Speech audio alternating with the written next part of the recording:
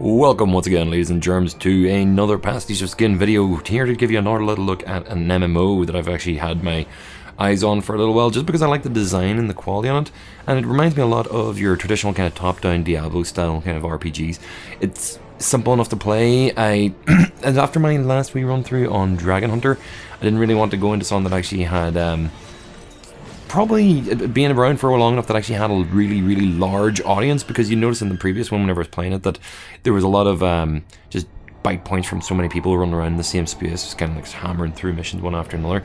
This one has felt so far a lot more quiet, but that's partially because it's a very new game. It's in full release now, but it's actually just kind of taking off as it is. So we'll jump right into the game and you can get to check out some of the combat. So see you guys in a second.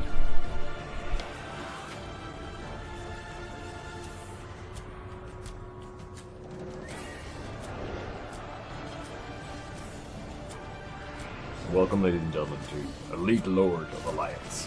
Yeah, this is, not too sure about the title of it. ELOA, it's easy enough to kind of remember and keep track of, but the full title, Elite Lord of Alliance, I'm sure there's a lore, an explanation behind this, but I'm not really getting into it just yet. So before I actually popped into this video, I wanted to show you the character creation system. I've already created a character and played around for a little bit, pumped myself up to about level 5 or 6 in the game just to see what it was like. So I'm just going to show you who you can play as, and that's really... I've gone with a sniper kind of character class because I prefer fighting with a bit of distance. The 4 races, I've gone for the largest ones, almost like they call them Sapien, which is kind of like, I suppose, the Nord. I suppose like elf Nords is the way they can be done. I'm kind of trying to redesign my character to make it look like the character I tend to name myself after whenever I'm playing MMOs, Ocha Longbow from an old webcomic from years ago called Sundowner. So essentially going with trying to match up the same hairstyle, same eyes and everything else. The options are they're not massively limited, but they're just... those base settings, the base choices that you have there give you enough variety to kind of give you a good start off, and got what I wanted. You know, of course, flick through different costumes as well from the different classes. Well, not different classes, but different stances that you have whenever you're playing in each of the classes. The sniper class, of course, being long range, has cannons, rifles, and bows. So you're pretty much an archer, ranger, kind of mechanist, I suppose, kind of character. It's useful class for essentially tracking away from anybody and actually attacking. It reminds me a lot of the Guild Wars 2 class for engineer, in the way the combat's kind of done so far, especially with the first couple of class skills that you get at the very beginning. But yeah, you just notice, and like that tune just kind of kicks in. I really like the music in this game. It is fantastic. It is really rocking in this opening tutorial. You see massively into the game and start off, and you get to see some of the character not modification, but the variety of characters you can get from those similar faces. The design of the game, the aesthetic, I like the artwork, I like the environments, and I like the character designs. It's fantasy. It's just anime fantasy. That's the reason why I enjoy the armor design stuff. It's not high fidelity fantasy that you'd probably get from a Western style RPG because of the costumes. What were you going to expect from that? It's an anime MMO. You're going to be playing it with scantily clad bikini armor at some point in the game, mattering on what your class is, I'm sure. But yeah, this opening kind of start off is just kind of a tutorial area that walks you around and shows you the basic controls of how to navigate. Of course, being done with either the up, down, left, right keys, or using mouse clicks. I actually find it much more comfortable just to mouse click, especially considering the fact that I use a Cintiq to navigate around. I just use the Cintiq pen to actually maneuver myself around most of these missions. If you've got really, if you're into your MMOs and you actually have keyboard and mouse kind of controls down pat and know what you're doing, you're probably going to be working with your keyboard and your macros and your rotations a lot better with that. You know, in my case, I was just kind of clicking around because the lower level stuff's a little bit easier to kind of survive through. So of course you just click to engage in combat. The opening weapon that you get is this cannon, which is pretty high damage for the start off. I mean, starting off with 100 to 200 damage on your first shots is pretty nice, kind of gratifying feeling. Running through these quick tutorial part is, I didn't even really pay attention to what the listing was. I'd already known it from playing through it once. You flare and summon in these characters, which are obviously, just by seeing them, you can see how much more powerful they are than you are. So you kind of get a glimpse of what you're going to be in the future whenever you're just starting off to begin this game. And the commanders, and already my first level up. So whenever you first level up, you get your first couple of class-specific skills, which are essentially a long-range power shot, a short-range kind of like AoE, and a kickback shot that launches you out of danger as well as hitting. And it makes you go through your multiple stances here in this section. You have 3 stances for each of the classes. In this case, it's of course cannon, rifle, and bow. At this point, it's telling me to switch across to my rifle class, so I go down, switch it to the rifle, and give it a try. Rifle, of course, being a good long range, individual damage, and it's got a kind of a shotgun effect for whenever enemies get close to you and got knocked back along with it. That's your first class skill that you get with it.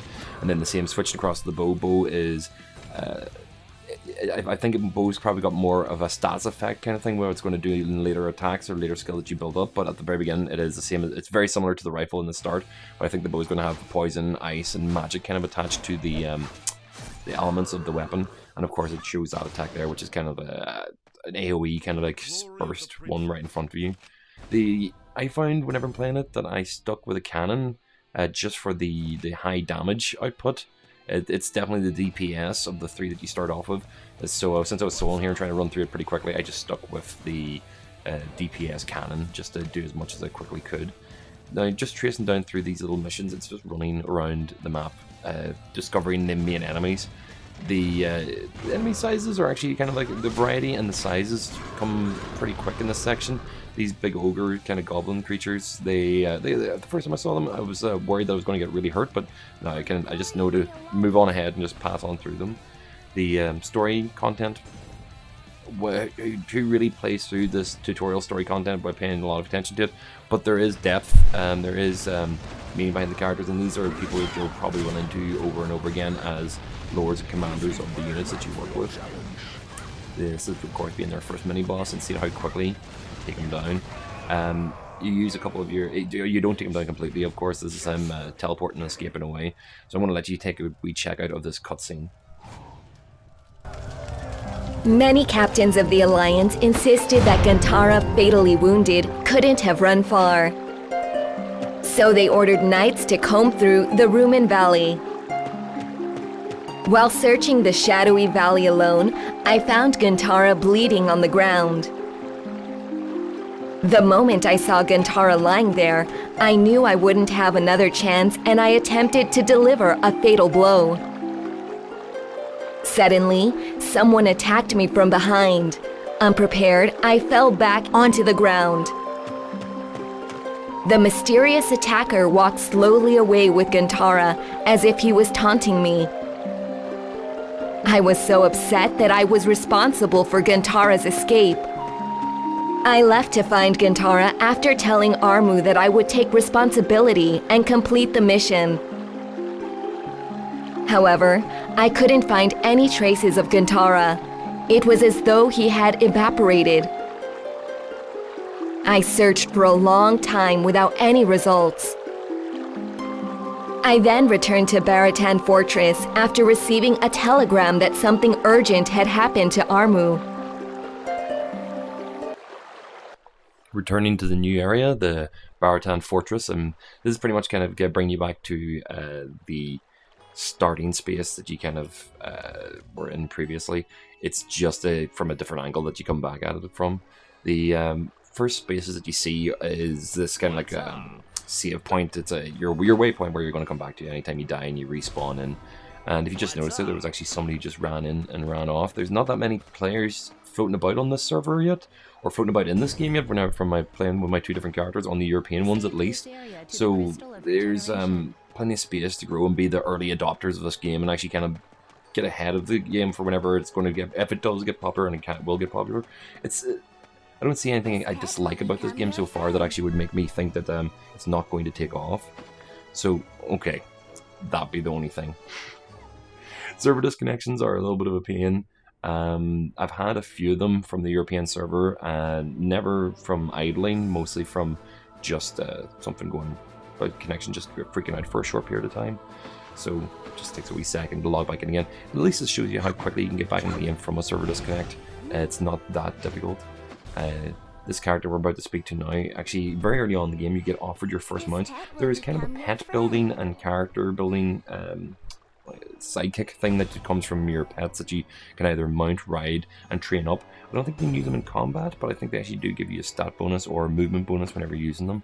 So you get told that you're going to get a silver wolf here, but I think that might be a glitch because I didn't get a silver wolf. I got this mushroom instead that I was meant to be able to ride on. So assuming like too many people run around with their wolves from the opening weekend, and they probably have to change or give a different random thing for it instead. I don't know. It's like, whatever.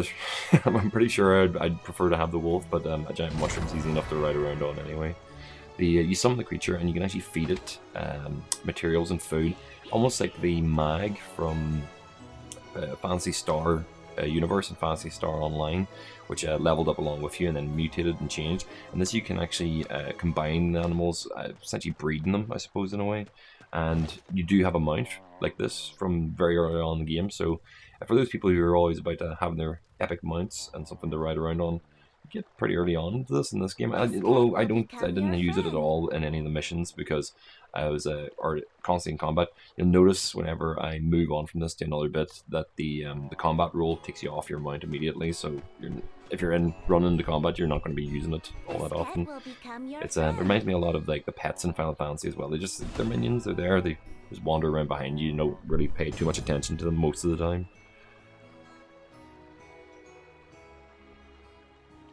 So leading on to this next section with the missions, I just kind of run through this area quickly to get out into the first dungeony space. Of course, you're going to be running around picking up a lot of fetch quests in this very top and tail, still introducing a lot of the mechanics of the game, but mostly showing you things like maps and locations that you can quickly and easily find. I've just found that using the mini-map and actually having a selected quest will give you a waypoint marker not to go to, but that you're always going to be pointing towards using the pointer around the map in the top right corner. I've accidentally turned it off a couple of times and made me a little bit lost, but it's really, you're not going to have a problem navigating any of these locations even if you don't already know them. You may have a problem running into a mob of enemies trying to get past them to get to a new place, but you're not going to really find yourself completely lost in the middle of a map without knowing where you need to go. It does seem to actually take you to the nearest waypoint or nearest entrance or exit to the section that you need to get to. The lore parts of this game with the people sitting around, I found it whenever I was chatting to this character that you receive like a report of the daily activities of the commanders and by proxy yourself, because it's actually included, as you can see here. But it's not that much information. I didn't find anything that was actually kind of gripping me story-wise in this so far. One thing I did find slightly annoying is it's modernisms, like the what's up or how you do, and kind of single lines of dialogue that each of the characters give whenever you're introduced to them. Some of them are funny because they're actually the context, like that soldier that we had at the beginning of this area that was hiccuping from being drunk. But yeah, the voice acting in this, I haven't found it particularly obtuse and annoying, but I think it may get to that in a while if I had to keep talking to the same people over and over again with the same opening intro line. So we're on to our first kind of like open space adventuring area, Rumen Valley. You can see it's actually quite large with this nice long pan across shot, but it's a fairly large amount of enemy variety in this space as well. And even then, we don't really leave here except to go to another dungeon for a further part of this beginning of the game. And you can already see that I'm actually up on level 3. I've pretty much sat and played this on my other character, the first character I created, for about an hour. And I was kind of still getting grips with controls and knowing what I was doing. I just played through level 6 in my first hour of gameplay. So I don't find the game's intentionally slow, but I think it is going to be in the crafting and high item level characters that are like your item level is going to be much higher than your actual character level, which obviously is getting clipped at a certain point. But from what I could see in the patch notes for the game over the next month or so, is getting a level cap upgrade from, I think it's 1520 to 35, which is a pretty early time to be level capping, but I think that's just to kind of keep people not bursting through all the content and bursting through the levels so quickly, so that they have areas that you can't really go to because you're not going to be powerful enough to really kind of combat it without being smart. Which people will kind of break the mechanics of some of the dungeons and spaces over their knee if they can find ways around it, just so that their lower level character can go more exploring. But yeah, I'm sure there's already details of that in all the forums related to the game, so if you wanted to check that out. But first you have to get into the game and start playing it first, so you won't be too concerned about it. Hunting down these this kind of creature hunting, where it marks them over the top of the head, reminds me of the hunting log from Final Fantasy XIV, and I'm sure it's been done in many other MMOs as well. I like that. I like whenever I go through an area that it encourages me to make sure to attack at least 4 or 5 of every enemy. I wish I had done it more whenever I was playing the beginning of Final Fantasy XIV, but now I've got a whole big massive gap in my hunting log where I have to go back to low level areas and hunt down these creatures to punch them out in one, like walk over and punch them out in one hit and move on to the next ones. I do like these tree ants, they're kind of cool. I wish I actually had more of a fire attack or something, because I'm sure it would do more damage. But big lumbering beasts, pretty cool. These kind of kill 2 of this, kill 4 of that missions. The game so far in these early levels has a fair amount of those where kill X of Y and return back to base. There's a lot of bounty hunter kind of feel to these cleared out areas. And of course you can see whenever I was saying before, you're going to go one direction, you're going to pull aggro from enemies, but they seem to have a fairly small follow space. They'll stop following you if you keep moving, and your movement speed's fast enough to stay away from them as long as they don't have anything that slows you down or traps you. Even then, I haven't found like little mobs of like 5 or 6 to actually be that much of a problem. I've been intentionally kind of attacked things and dragged as many enemies as I could get together because my AoE is reasonably powerful. Like you can see here, it takes out 4 or 5 creatures with a load of like single shots from me pretty quickly. These combos of like 21, 30, 40, it reminds me a lot of that Onigiri game where it encourages like chain hitting and chain attacking as much as possible. So you do, it's not that you feel a need, but you feel an implication that you should probably clear this area by just taking a mob and another mob and another mob and just chaining them one after another. And you get drops, you do get item drops, which you'll have to praise and check to see what the quality is. Most of the stuff here is actually all definitely upgrades for what I got, because I'm still wearing my base meaningless noob gear, the level 1 stuff that you get at the very beginning. You do find out free missions like this as well, where you have to deliver things to the location to infect things or disinfect things with potions. I had to do them a couple of times, one with infected zombies, and of course these these the Ono melons, or whatever they want to call them. I don't know if you guys remember Ono melons, they were in .hack. That's a game series I would like to talk about at length at some point, but we'll not do it now. I really probably should have switched across from using my cannon for these this demonstration, but it's so effective. It's got a nice AoE kind of attacks. It's got plenty of blast. It's a lot of damage. The other ones don't seem to actually do as much damage from their because I think I'm still using the base weapon, the base cannon. It's just my own level. It's actually pushed up to about 300 damage on some of these attacks. So again, this is just more of the kill X of Y.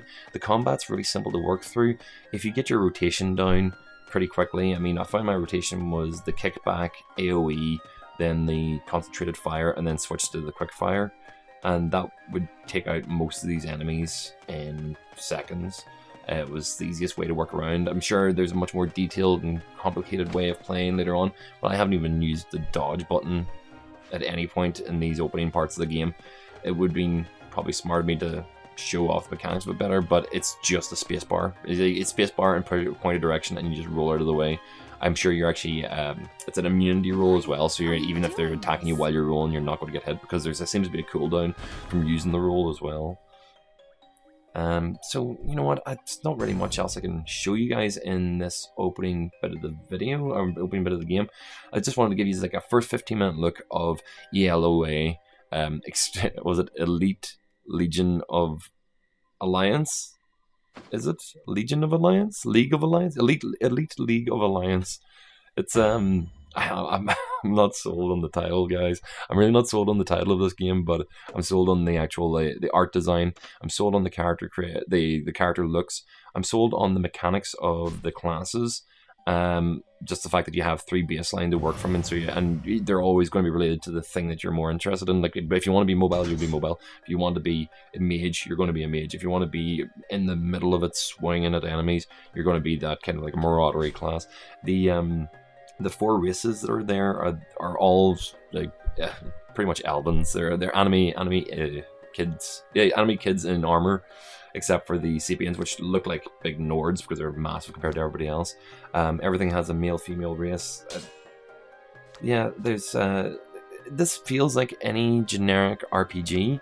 I haven't found anything that's really got me hooked into it. It's just I like the aesthetic, and I found that it wasn't giving me too many problems. So I highly recommend checking out ELOA. The combat is simple and intuitive, but engaging. There is of course an in-money store because the game's free to play, but I didn't even get investigated even when I was playing because it didn't seem to actually be interfering with my gameplay at all at this point. So I think you guys should really check out ELOA just for its artistic design. Its story is a bit weak. Its music is pretty rocking. I've enjoyed the soundtrack so far, and it's free. Like, it's one of those things. It's a free game. A free game is well worth checking out at any point. So, guys, this is PasticheofSkin signing off for another first 15 minutes. This has been ELOA, and this has been an MMO review. I hope you guys enjoy the game, and I hope to see you in the next video. Bye bye.